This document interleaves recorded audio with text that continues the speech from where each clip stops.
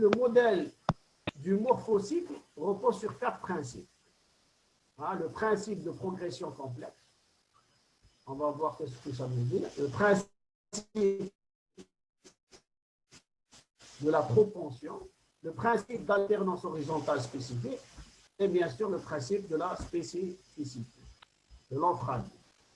Principe de la progression complexe. Pour frader, l'entraînement doit être conçu d'une manière complexe, de la première séance jusqu'à la dernière séance. Toutes les séances sont organisées sur la base d'objectifs complexes, orientés par les principes ou sous-principes tactiques bien hiérarchisés pour éviter les interférences et la confusion. Qu'est-ce que ça veut dire? Ça veut dire qu'il ne faut pas qu'il y ait une confusion entre les principes. Si le sous-principe dit cela, le sous-principe doit renforcer ce comportement. C'est-à-dire, on ne peut pas demander à un joueur, par exemple, on va demander à notre ligne défensive de jouer la ligne, hein, alors qu'on va demander à un joueur de revenir en repli défensif et jouer autrement. Donc, tout le monde va utiliser les mêmes principes. Le principe de la propension. Qu'est-ce que c'est que le principe de la propension? Ce principe fait en sorte que nous puissions anticiper une répétition systématique de ce que nous cherchons, hein, au niveau individuel, au niveau du groupe et au niveau de l'équipe. C'est-à-dire, cette complexité de l'approche, la périodisation tactique, va nous permettre de répéter ces principes tactiques au niveau individuel. Après, ça va se transformer au niveau collectif et ça va se transformer encore au niveau, hein, du groupe. Donc, cette répétition des principes, hein, à différents niveaux de la hiérarchie de l'équipe va permettre de créer de la répétition. Et c'est cette répétition tactique, hein, qu'on recherche pour pouvoir développer une certaine homogénéité dans le jeu. Cela permet de créer quoi? Des habitudes. Donc, le troisième principe, c'est le principe d'alternance horizontale spécifique. Ce principe touche l'aspect physique surtout. Il mentionne le type de contraction dominante des séances selon les variables de tension, de durée et d'intensité. Cette alternance est horizontale car elle s'effectue entre les séances et non entre les exercices d'une même séance. Nous parlons surtout d'activité neuromusculaire.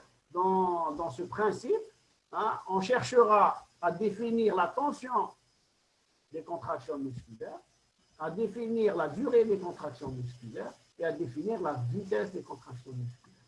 Qu'est-ce que cela veut dire? Cela veut dire qu'il y aura des séances où je vais axer mon travail sur la contraction musculaire, la tension musculaire. Hein? Ça sera un travail d'explosivité, de vitesse, hein, dans des jeux qui demandent beaucoup de duels et de rapidité. Hein? Le lendemain ou la séance d'après ne doit pas comporter la même tension musculaire, au contraire, cette tension musculaire doit s'alléger, hein, et on doit s'intéresser à un autre aspect, hein, de l'endurance, par exemple, la durée de la contraction musculaire. Et là, je vais développer donc des jeux où on va s'étaler plus en durée.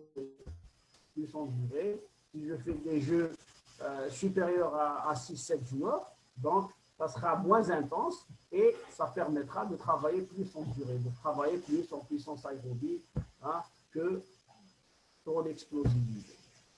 Troisième aspect, c'est l'aspect de la vitesse de la contraction.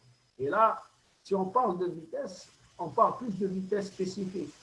C'est que la vitesse spécifique, c'est la vitesse plus mentale, la vitesse d'exécution et la vitesse de réaction. C'est ça qu'on recherche plus dans le football. Je crois que tout le monde sait qu'un footballeur ne courra pas à vitesse maximale, n'atteindra jamais sa vitesse maximale dans un match de football. Et non seulement ça, en plus de cela, les distances ne vont pas dépasser les 25 mètres, les distances d'accélération maximale. Une distance d'accélération, dans ces distances d'accélération maximale, ce qu'on recherche, ce n'est pas d'atteindre la vitesse maximale, mais plutôt avoir une très bonne accélération. Une très bonne accélération, c'est-à-dire dès les premiers mètres, atteindre une vitesse importante. Aujourd'hui, c'est ce que fait Messi au Barça depuis une bonne décennie. Messi ne court pas longtemps, mais il court très vite. Hein? Si on regarde les statistiques un peu de Messi, il fait entre 8 km, 7-8 km par match. Mais à quelle allure? C'est cette allure qui est importante, c'est cette accélération qui est importante. Donc, surtout dans les 10 mètres, les 10 premiers mètres. Principe de la spécificité. Alors, dans ce principe, proposer continuellement des exercices ou jeux en lien avec, bien sûr, le modèle de jeu de l'équipe. Et ne pas faire copier des exercices juste pour le fun, pour épater un peu les joueurs, ou là pour faire beau, là pour faire joli. Il faudrait que nos exercices aient une relation directement, bien sûr, avec